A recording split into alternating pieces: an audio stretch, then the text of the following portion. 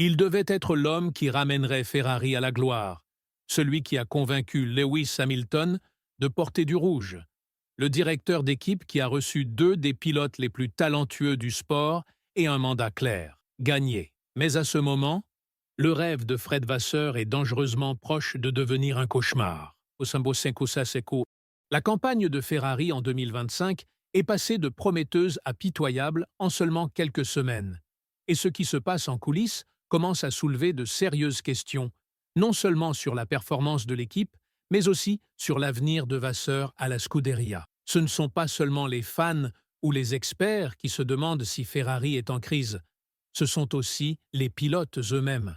Lewis Hamilton et Charles Leclerc, deux pilotes d'élite au sommet de leur carrière, regardent autour d'eux, stupéfaits, se demandant comment une saison qui était censée être un défi pour le titre les a laissés à lutter contre des équipes de milieu de peloton comme Williams et Aston Martin. Quand des pilotes de ce calibre restent sans voix face aux décisions venant du mur des pits, on sait que le problème ne réside pas seulement dans la voiture. Le problème est le leadership. Les résultats ont été catastrophiques. La stratégie a été confuse. La communication a été lente, réactive et parfois complètement absente. Chaque week-end de course semble suivre le même scénario. De grandes attentes le vendredi, un peu d'espoir le samedi et une déception amère le dimanche. Et tout au long de cela, Vasseur reste au centre, défendant une équipe qui est manifestement en train de se décomposer. Que se passe-t-il à l'intérieur de Ferrari? Pourquoi leur exécution de course est-elle si mauvaise? Comment deux pilotes de classe mondiale peuvent-ils être aussi frustrés si tôt dans la saison?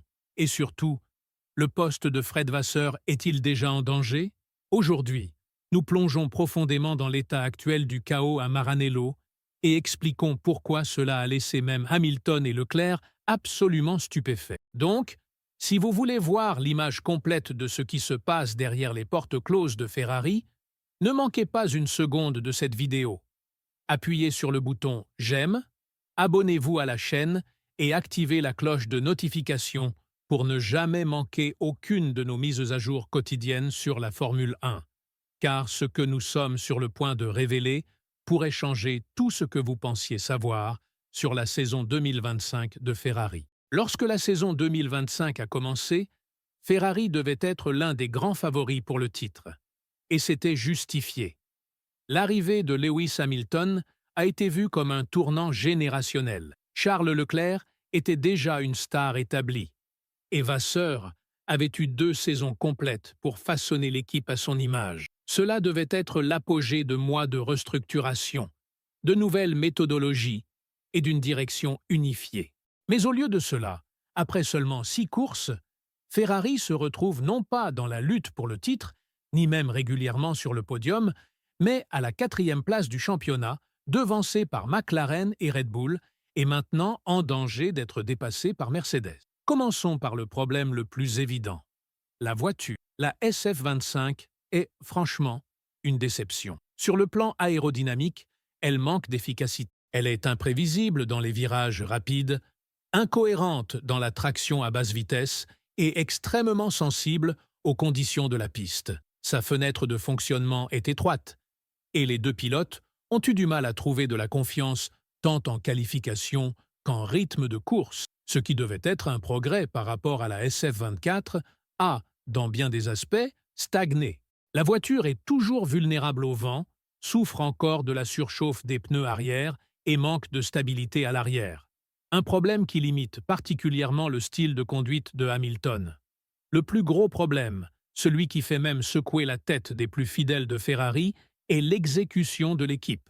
La stratégie a été constamment mauvaise, souvent passive et manquant de clarté.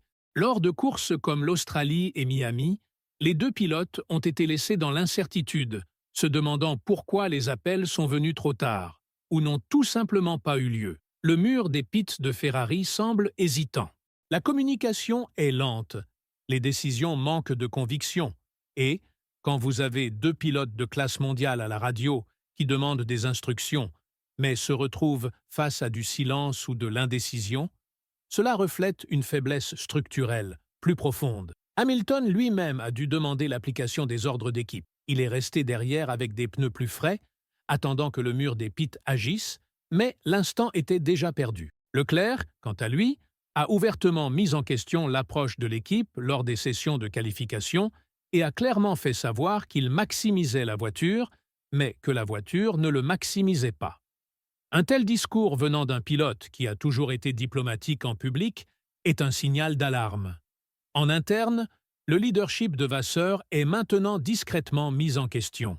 Bien qu'il ait évité la controverse publiquement et qu'il bénéficie encore du soutien de la direction de Ferrari pour l'instant, l'atmosphère à Maranello est en train de changer. Il y a une inquiétude croissante que la culture de prudence de l'équipe, exactement ce que Vasseur devait éliminer, soit toujours solidement ancrée. Malgré plus de liberté technique et des processus supposément plus rationalisés, Ferrari ressemble toujours à la même opération réactive et lente qu'elle a été pendant des années.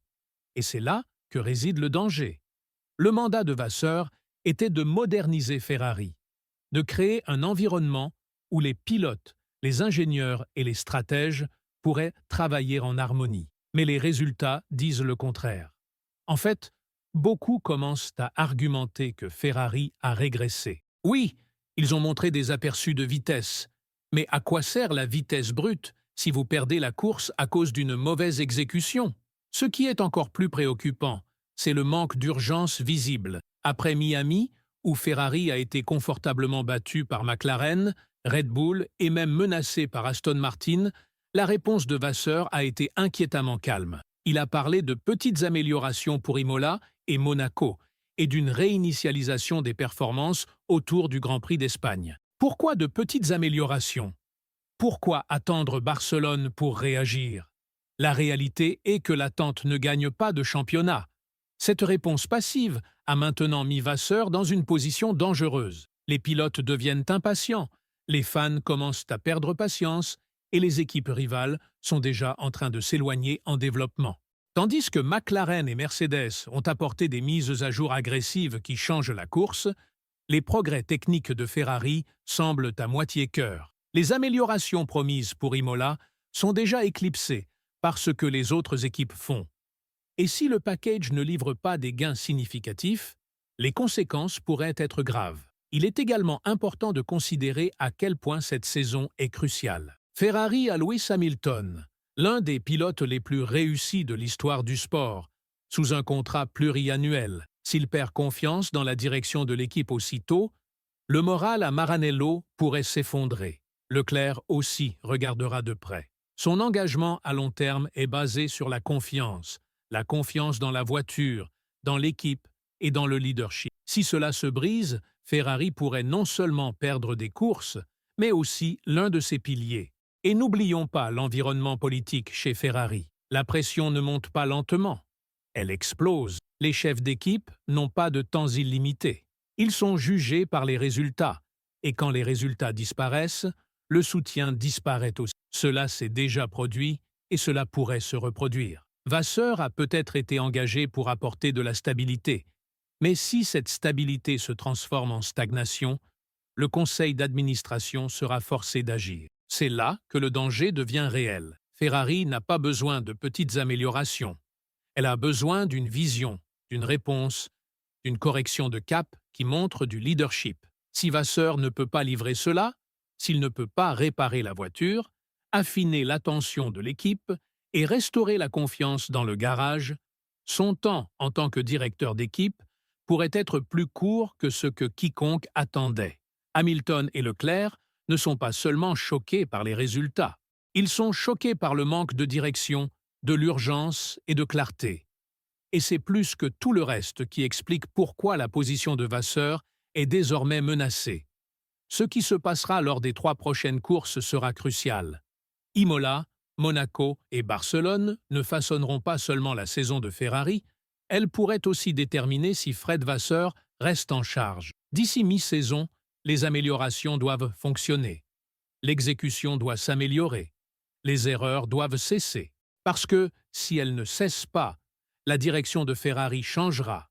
Et une fois de plus, la Scuderia se retrouvera à chercher un nouveau chemin et un nouveau leader pour la ramener au sommet. Faites-nous part de vos réflexions dans les commentaires. Pensez-vous que Vasseur est l'homme qu'il faut pour le poste? Ferrari peut-elle redresser la situation sous sa direction ou est-il déjà trop tard? Assurez-vous de liker la vidéo si vous avez aimé l'analyse. Abonnez-vous pour plus de contenu. Formule 1 quotidien et appuyez sur la cloche de notification pour ne rien manquer.